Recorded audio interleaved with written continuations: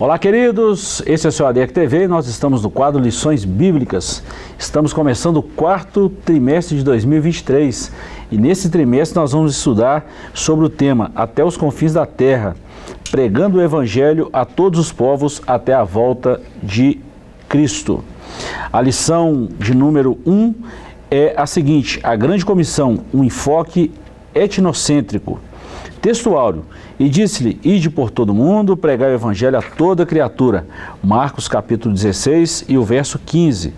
Verdade prática: a ordem imperativa de Jesus aos seus discípulos aponta para a universalidade da pregação do evangelho no mundo.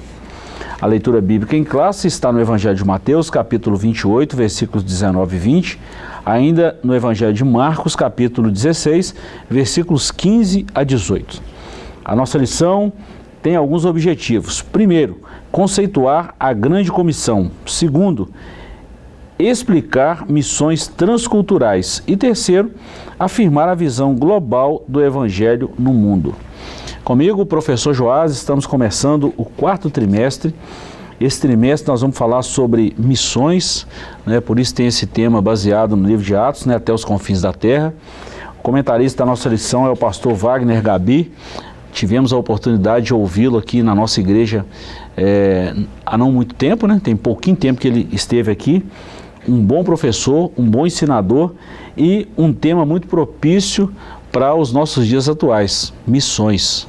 Então, nós saímos de um trimestre muito bom, e por sinal nós terminamos o trimestre falando desse papel da igreja, de evangelizar, de levar a mensagem da salvação do Evangelho, e agora nós vamos seguir um trimestre inteiro falando dessa missão de Deus que é confiada à igreja, que é levar a boa notícia da salvação para todos os povos, para todas as tribos, línguas e nações.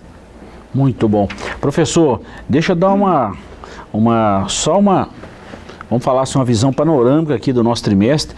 Esse trimestre agora vai ser um pouquinho atípico, geralmente nós estudamos 13 lições e esse vai ser 14. Até o dia 31, Exatamente, é um domingo a mais aí e uma lição a mais. Então vamos lá. A lição de hoje, a primeira, a grande comissão, um enfoque etnocêntrico. A lição de número 2, missões transculturais, a sua origem na natureza de Deus. Lição 3, missões transculturais no Antigo Testamento. 4, missões transculturais no Novo Testamento. 5, uma perspectiva pentecostal de missões. 6, orando, contribuindo e fazendo missões. A responsabilidade da igreja com os missionários é a lição 7. Missionários fazedores de tendas é a lição 8. A lição 9, a igreja e o sustento missionário. A lição 10, o desafio da janela 1040. Lição 11, missões e a igreja perseguida. O modelo de missões da igreja de Antioquia é a lição 12. A lição 13, o propósito das missões. E a última lição, a lição 14, missões e a volta do Senhor Jesus. Bom, professor, nós vamos comentar aí a nossa lição de hoje e na introdução a primeira palavra que vem à nossa mente e é a palavra-chave da nossa lição de hoje, é a palavra etnia. E nós vemos o tema aí que é falando de missões ou pregando o evangelho, a grande comissão, um enfoque etnocêntrico, ou seja, a pregação do evangelho ela precisa ser universal. Missões se faz aqui, ali, lá e acolá. E não é assim, hoje eu faço aqui, amanhã eu faço ali, depois de amanhã eu faço lá e mês que vem eu faço acolá. Não, é simultaneamente. Enquanto eu faço aqui, eu faço ali, faço lá e acolá, é em todo o tempo. Isso, por isso que tem esse enfoque etnocêntrico, o evangelho deve alcançar etnias além das nossas, além da que nós estamos inseridos.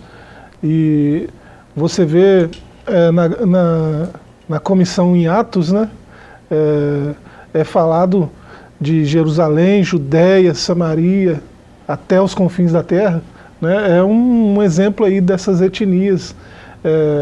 E hoje o mundo está assim mais globalizado, pregar o evangelho hoje tem um pouco mais de facilidade do que na época que os apóstolos pregaram, Mas assim, eles muito rapidamente alcançaram o mundo inteiro da época sem os recursos que nós temos hoje, né? Então, há tantos pregadores hoje e tão poucas conversões, por quê, né? Talvez a gente não esteja levando muito a sério a missão que nos é confiada nessa grande comissão de que nós estamos falando hoje, né? Porque havendo tantos pregadores e tantos recursos à disposição, né, deveria haver mais conversões, né? A gente, correndo o risco de ser simplista aqui, né, mas a gente sabe do poder do Evangelho. O Evangelho é poderoso para transformar, para mudar vidas, ele faz isso, né? Então, talvez o problema seja esse, né, de tão poucas conversões. O Evangelho não tem sido pregado como deveria. Talvez seja esse o problema, né? Não estamos sendo simplistas, estamos tentando chegar a um diagnóstico aí. Né? Realista, né, professor? Sendo realista. Bom, já que você já falou nisso aí, professor, e a nossa introdução que nós já a fizemos, né? Nesse trimestre nós vamos estudar aí a respeito da obra missionária, e é um convite para toda a igreja refletir sobre isso. Mas a gente vê aqui no texto, na leitura bíblica em classe, tanto em Mateus 28, 18 e em Marcos 16, 15 a 18, a gente vê algumas condições para que o Evangelho tenha êxito, ou para que a pregação do Evangelho tenha êxito. Não é o Evangelho, a pregação tenha êxito. O primeiro é fazer discípulo. E fazer discípulo está falando de um discipulado. Será que nós estamos atuando hoje com um discipulado forte, consistente e bíblico? É a primeira pergunta. Segundo, que quem vai pregar o Evangelho, hoje nós estamos pregando para crente. E a pregação, o foco da pregação é para quem ainda não conhece o Evangelho. E o Evangelho é poderoso para transformar.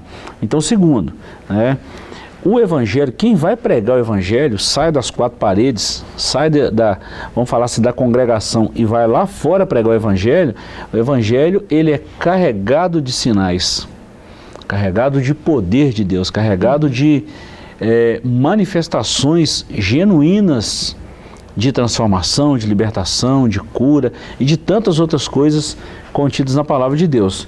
E a gente pode até ler isso aqui para a gente entender, professor. Está escrito em Marcos 16, 15 a seguir. E disse-lhes: ide por todo mundo, pregai o Evangelho a toda criatura.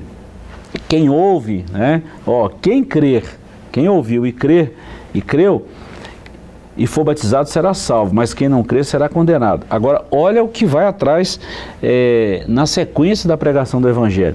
E esses sinais seguirão os que crerem. Em meu nome expulsarão demônios, falarão novas línguas, pegarão nas serpentes, e se beberem alguma coisa mortífera, não lhes fará mal algum.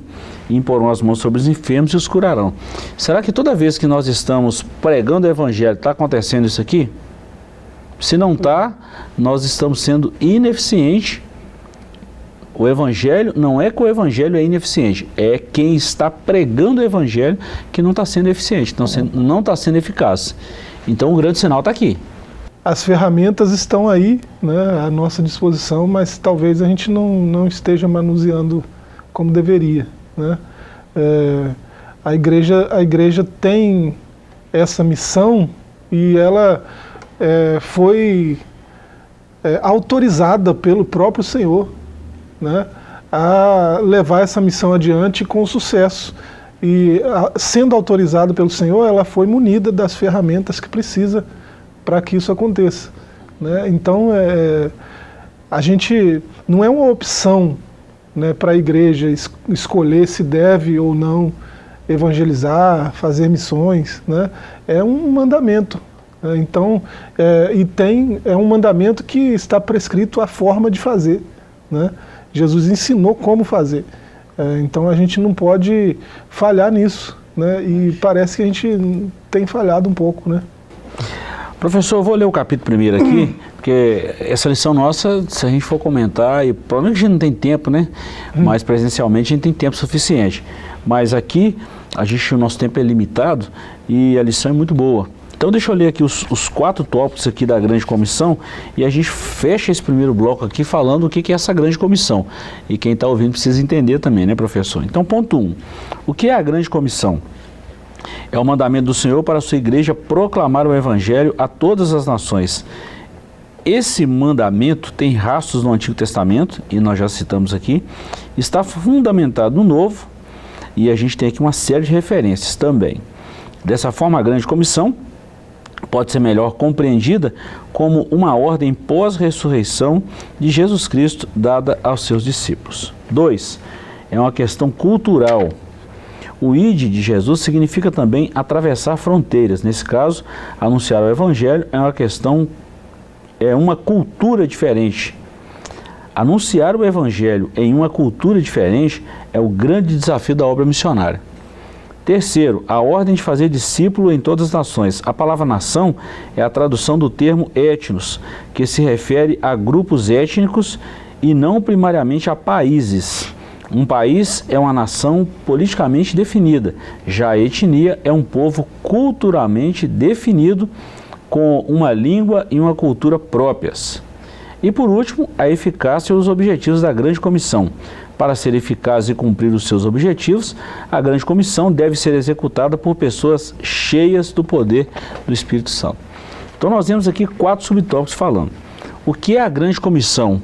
É a ordenança de Jesus de pregar o evangelho e fazer discípulo, né? Então isso precisa estar claro. Também nós precisamos entender que é uma questão cultural, professor, né? É uma questão cultural, transcultural. Nós precisamos entender, se a gente for sair daqui e pregar o evangelho na Escócia, por exemplo, é uma cultura diferente. Não há tribo indígena, igual nós temos o pastor Elias, né? Os missionários lá nas tribos Aquaruns, na Amazônia peruana, é uma outra cultura, é uma outra etnia. A ordem de fazer discípulos em todas as nações não está falando de um país, mas fala de todas as etnias, né? É importante essa definição aí, né? Por que a missão deve ter um enfoque etnocêntrico?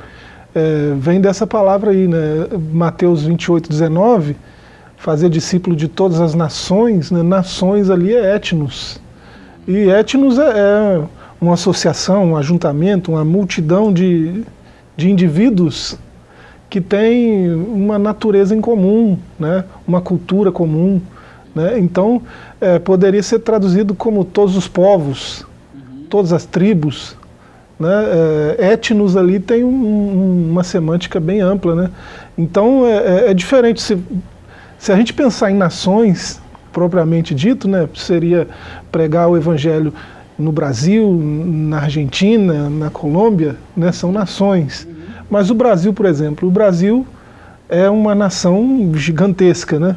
E dentro do Brasil há centenas de etnos, né? Centenas de povos dentro do Brasil. Tem o Chavante, tem o Guarani, tem o Ticuna, tem o Terena. Todos esses com milhares de indivíduos que falam um idioma comum, têm uma cultura comum, às vezes até uma religião comum, né? E aí precisam conhecer o Evangelho. Como que faz? Os Terena, os Ticuna, por exemplo, foi muito recentemente que tiveram traduções da Bíblia no seu próprio idioma. Né? Nem todos falam português. Então, é Brasil, é nação brasileira. Né? Então, ter esse enfoque etnocêntrico, pensar em povos ao invés de nações, nos ajuda a sermos mais efetivos na missão. Porque aí alguém que vai pregar para um etnos Guarani, Chavante, Terena, né, vai ter que mergulhar na sua cultura, talvez conhecer a sua língua. Né? O Brasil tem centenas de idiomas. Né? A gente fala o que? Português? Tem estudos que falam de 214 idiomas no Brasil. Né? Juntando isso tudo aí, esses dialetos. Tem dialetos que só tem no Brasil, o alemão brasileiro. É um dialeto que é falado por milhares de pessoas no Brasil. Né? Então, isso tudo são coisas próprias do etnos. E para levar o Evangelho, né, é para todos os etnos, todas as nações, todos os povos. Precisa ter essa contextualização aí para que o Evangelho chegue de forma clara para aquela cultura, para aquele povo, né, para aquele ajuntamento de pessoas. Bom, professor, diante disso que você está falando aí, só para a gente ter uma noção disso aí entre países e etnias, né? Hoje, no mundo, aproximadamente aí, cerca de 195 países, e já etnias são mais de 24 mil. Olha só. Então, se a gente for preocupar só com países que a gente tem que pregar, esquecendo essas etnias, é o exemplo que você falou aqui do Brasil, né?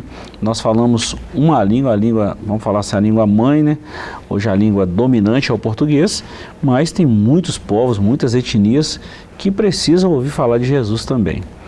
Bom, professor, e falando aí, nós já falamos aí do grande chamado, essa questão cultural, por exemplo, um missionário que sai daqui, eu lembro do pastor Luiz Chima, quando ele foi para a Ucrânia, por exemplo, ele teve que estudar o país, ir para uma, vamos falar assim, uma agência missionária, qual a cultura daquele país, o que se alimenta, como se veste, e uma série de fatores, né? Como que são as leis daquele país, tem que entender isso tudo. Mas o importante é a eficácia e os objetivos da grande comissão, né? Que é salvar, que é fazer discípulo, que é batizar em nome de Jesus, fazer discípulo mesmo. Mas a eficácia dela a gente sabe que é a transformação de vidas, é a libertação, é o que o Evangelho nos dá de melhor, né? Que é a salvação. A gente às vezes coloca as nossas próprias impressões, né, no Evangelho e acaba gerando confusão, né, no entendimento de quem está ouvindo o Evangelho. Quem ouve o Evangelho pela primeira vez precisa entender, né, o Evangelho, precisa entender o que está ouvindo. E aí esse enfoque na etnia é essencial, porque não haverá também conversão genuína sem esse processo que a gente vê na própria grande comissão, né, nos evangelhos e em Atos também, né? A questão do discipulado mesmo que o senhor falou no começo aqui, né? A gente, como igreja, né, na maioria da igreja hoje, é um ponto que é marginalizado, né? Há uma preocupação em pregar, e deve haver mesmo, né? Mas o discipulado às vezes é deixado de lado quando uma conversão genuína ocorrerá com muito mais naturalidade, havendo um discipulado correto, né? A convivência com esse mentor, né, que está pregando o Evangelho, né, a observação da sua conduta moral, da sua ética, né, a observação do Evangelho nele, né, no pregador, no mentor, né, no discipulador, seja lá qual for a nomenclatura que se dê, né, mas é preciso observar o Evangelho na vida de quem está trazendo o Evangelho, né, e só o discipulado traz essa possibilidade. A gente trazer um pregador de longe, ouvir ele uma vez, uma noite, né, e depois ele vai embora, não diz muita coisa sobre o que ele está falando, né? Haverá uma outra autoridade se o que ele está falando pode ser observado nele mesmo, na sua própria vida, né, na sua própria conduta. Então, o discipulado é essencial na grande comissão. Jesus começa por aí, né? E de fazer discípulos de todas as nações. Aí começa pelo discipulado. E a gente fez isso no ministério de Jesus, de Paulo, dos discípulos que foram pós-ressurreição, né? A gente vê isso na vida da igreja primitiva. E assim, professor, sinceramente, nós, igreja, estamos falhando muito hoje no discipulado. A prova disso é o número de heresias que a gente vê por aí afora hoje, essa difusão da apostasia. Cada dia nasce uma dúzia, né, diferente, de heresia diferente. Então, assim, isso é muito sério. A grande comissão é chamado para anunciar o Evangelho a cada criatura em qualquer lugar. Então, nós entendemos aí, professor, o que é a grande comissão. Tá claro isso aqui, não dá, professor? Parece que sim, né? Parece que sim, vamos lá. Nós vamos dar um pequeno intervalo aqui e voltamos já já com a sequência dessa lição e eu te convido a não sair daí. Voltamos já já.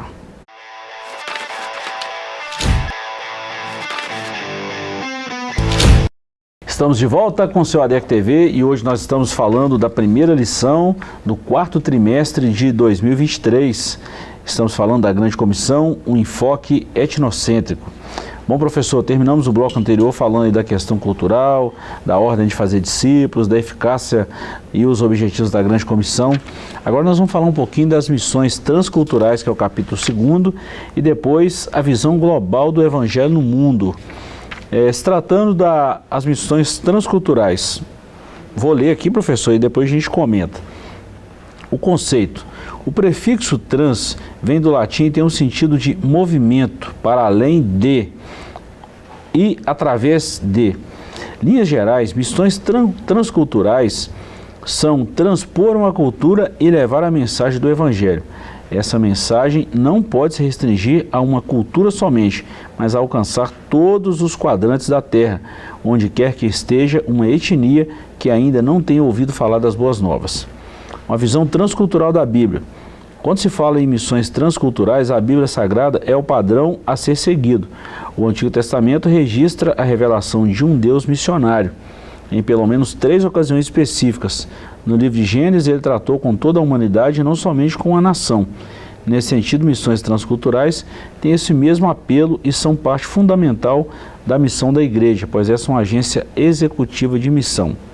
Deus não escolheu uma instituição, o amor dele abrangeu o mundo. Barreiras nas missões transculturais.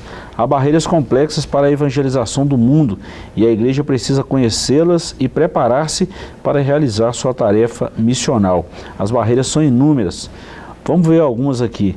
Barreira geográfica, novas nações e novas culturas, barreiras culturais, valores de vida, costumes e hábitos, barreiras econômicas diferentes, diferenças de moeda e comércio, barreiras linguísticas, as línguas nativas e barreiras religiosas, né? E aqui nós temos uma série de culturas diferentes, de religiões diferentes.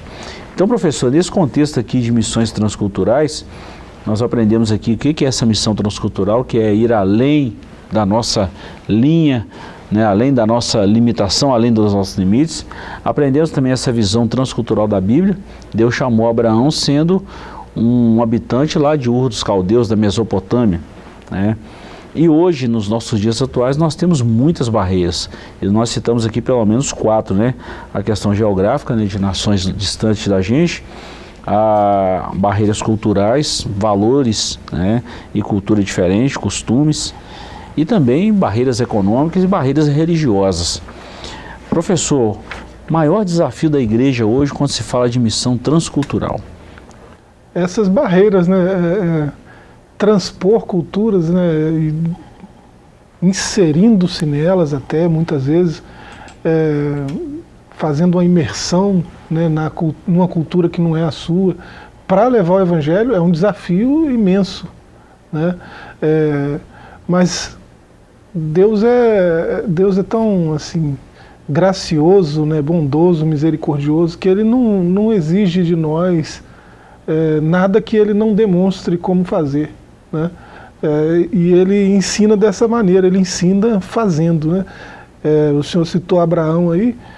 Deus foi um missionário, né? Ele veio, trouxe o Evangelho para Abraão, né? E ele fez isso transpondo barreiras culturais.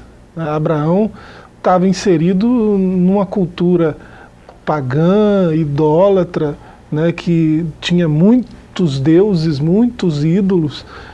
A tradição diz que o pai dele confeccionava esses ídolos, né? Era um artesão que fazia isso, e Deus levou o Evangelho para Abraão nesse contexto cultural, né? E assim, Deus não amaciou muita coisa, né? Não é adequar a mensagem a essa cultura, abraçar essa cultura toda e fazer a mensagem ficar bem parecida com o que você já tem aí. Não foi. Deus trouxe a mensagem e foi exigido que ele saísse, né? Ele precisou sair desse meio cultural para avançar, né? Para progredir, para evoluir, né? Como pessoa. E a promessa é que todas as nações da terra, todas as etnias, todos os povos seriam abençoados por causa da bênção que veio sobre ele, né? Então, a missão que nos foi comissionada é a missão de Deus, né? A missão não é nossa, é a missão de Deus. Ele já começou, né? Ele foi o primeiro missionário, e ele foi o primeiro a enviar missionário também, né? Veio de lá, veio do céu, e ele só mostrou como se faz e transmitiu essa mesma missão, né, para nós, para a gente ser coparticipante dessa missão, né, sermos agentes também missionários na missão que é a dele, né? Então essas barreiras aí, né, o transcultural tem essas dificuldades porque a língua, né, os costumes, tudo isso que faz parte da cultura, né, pode se mostrar um muro, né, uma barreira que impeça o evangelho de entrar, de avançar, né? Uhum. E tem uma outra questão também, professor, que nós poderíamos até citar aqui também, quando a gente fala, por exemplo, dessa cultura ideológica, né, ou do ideologismo que nós estamos vivendo hoje, praticamente no mundo inteiro, né? Há quem diz que a pregação do evangelho vai afetar a cultura, vai mudar a ideologia, vai mudar o comportamento das pessoas e acha isso um crime. Em alguns países é proibida a pregação do evangelho. E a gente vê que, de acordo com a palavra de Deus, a pregação do evangelho precisa ser mundial, precisa ser uma visão global. Nós precisamos alcançar povos ainda não alcançados. E é um desafio para nós também, né? Sim, a cultura tem se globalizado, né? A cultura mundial hoje tem se globalizado por uma imposição de uma agenda, né? A gente viu isso no trimestre passado, e isso dificulta o avanço do evangelho, porque as barreiras acabam se multiplicando, né? Se já há barreiras culturais nas mais de 20 mil etnias que a gente tem hoje, né? Com essa agenda que é imposta hoje, onde não se pode criticar nada, não se pode falar de pecado, não se pode falar de arrependimento, portanto, né? Como pregar um evangelho numa situação dessa, né? O evangelho é a mensagem da salvação, né? A gente era escravo do pecado e nós fomos salvos dessa escravidão. Esse é um resumo do evangelho, né? Como pregar isso se não se pode falar de pecado, não se pode falar de transgressão, de injustiça, de iniquidade? São palavras proibidas, né? As barreiras vão se multiplicando, né? E isso é prejudicial, né, para a pregação do evangelho. Mas a recomendação ou até mandamento que nós temos é pregar a tempo e fora de tempo, né? Então parece que não é o tempo, né? Mas a gente é comissionado a pregar ainda assim, né? Mesmo que não seja tempo. Ainda falando, a sinopse do capítulo 2, esse que nós acabamos de falar aqui, as missões transculturais passam pelo desafio cultural dos povos nativos. E é um desafio alto. A gente acompanha alguns missionários aí, nós já citamos aqui, mas nós temos aí centenas ou dezenas e dezenas de missionários aí fora do país, né, em outros países. E a gente vê a dificuldade que eles têm na pregação do evangelho. A gente já viu no nosso país aqui episódios recentes, né, dessas barreiras para o avanço missionário. Por exemplo, né, lembrando aí isso aconteceu há uns 8 ou mais anos atrás, jovens missionários da Jocum, né, numa determinada tribo indígena. A gente não vai, né, entrar no mérito aqui, né, mas a gente pode citar, porque aconteceu, foi noticiado. Esses jovens missionários, né, da Jocum estavam salvando crianças que naquela cultura, naquela etnia, eram consideradas defeituosas, né, crianças com defeito, entre aspas, aí, e eram enterradas vivas para morrer porque estavam com defeito. Os missionários vigiavam, ia lá e salvava, resgatava aquelas crianças, cuidava delas, e muitas dessas crianças são missionários hoje né? Mas quando isso foi descoberto por alguém de perto lá das aldeias, foi denunciado e nós vimos em jornal nacional, né, em horário nobre na televisão, um determinado âncora, né, do jornalismo brasileiro dizer indignado que jovens missionários estavam mudando cultura, estavam se metendo onde não deveriam, né, estragando uma cultura que não deveria ser tocada, né. É uma ilustração de barreiras culturais aí que a missão precisa transpor, né. Assassinato de crianças é um erro em todos os níveis, né, que você possa... Qualquer tipo de assassinato é um erro, né, é inaceitável. A vida é o valor máximo que a humanidade tem, né, é o presente maior que nós temos, é a vida.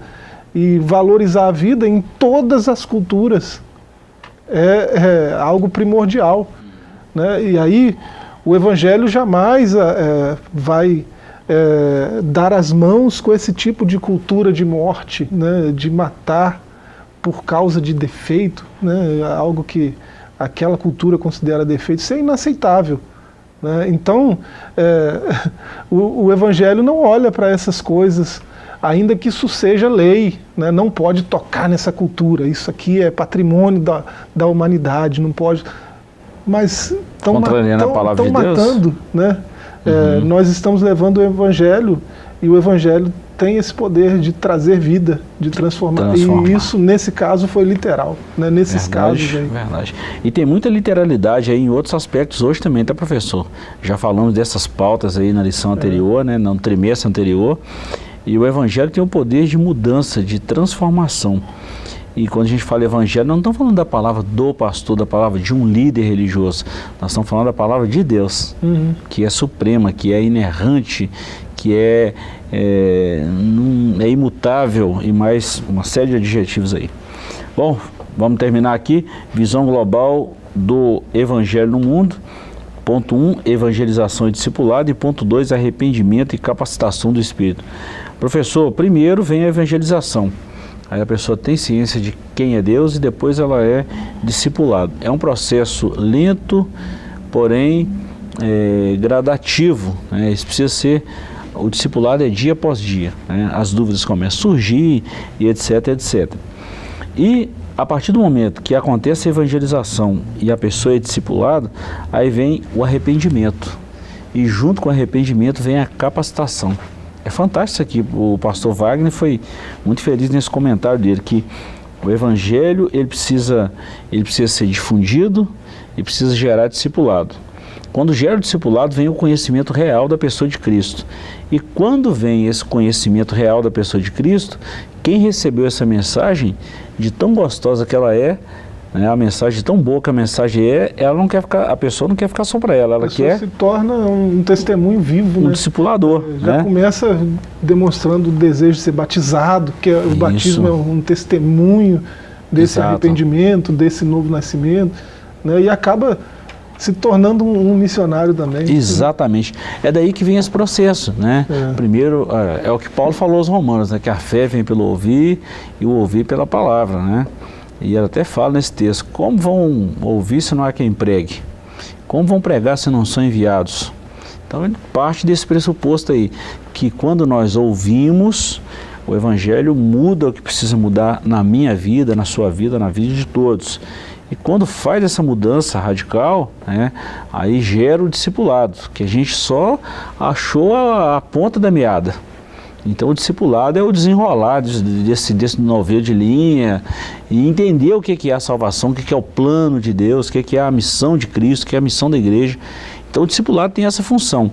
E quando a pessoa passa pelo discipulado, ele acredita, ele crê em Deus, é discipulado, é batizado, é inserido no corpo de Cristo, que é a igreja, e ele vai gerar outras pessoas para Cristo. Então o processo é esse.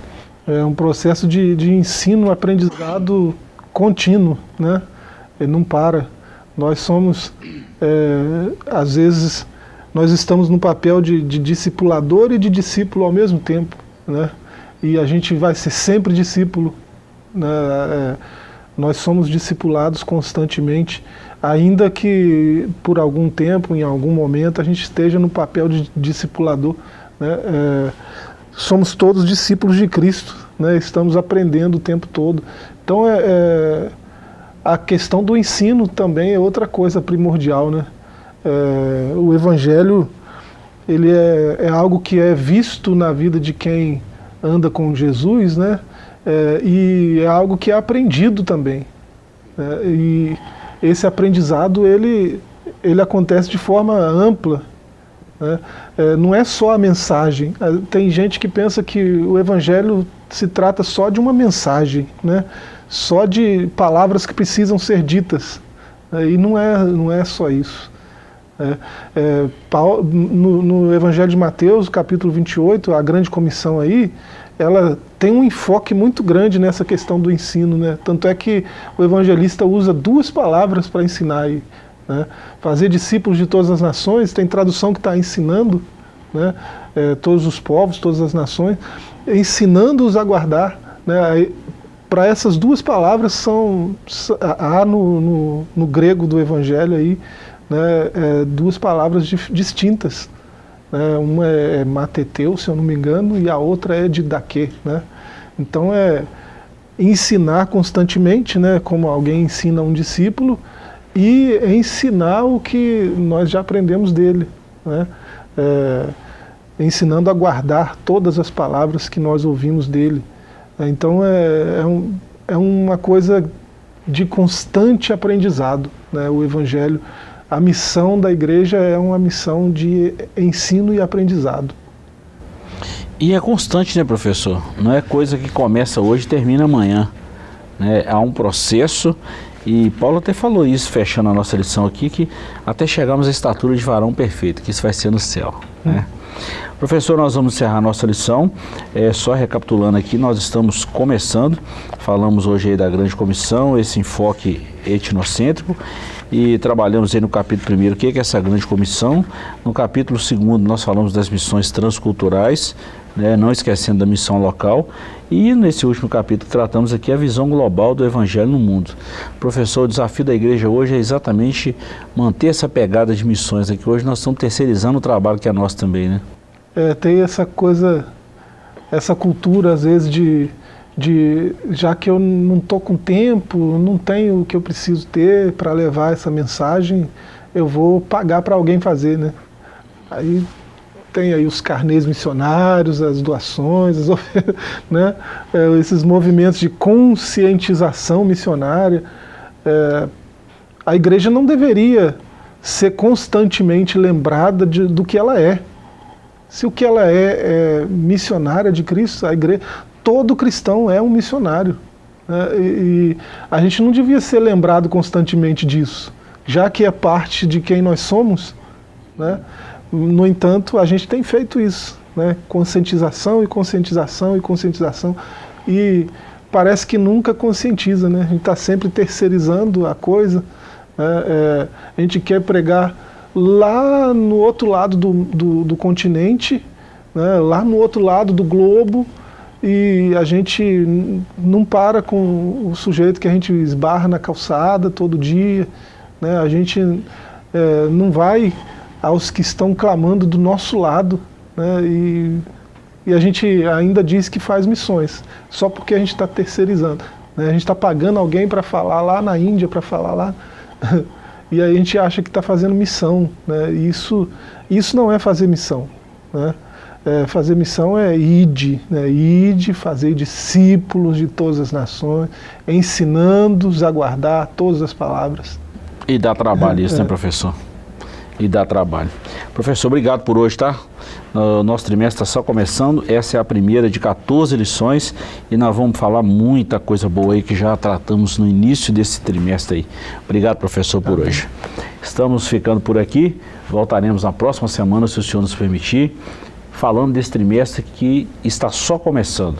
Compartilhe essa informação, venha assistir uma aula conosco das nossas igrejas espalhadas em toda a cidade de Caratinga e regiões vizinhas aqui. Você é o nosso convidado. Até a próxima semana, fiquem todos com Deus.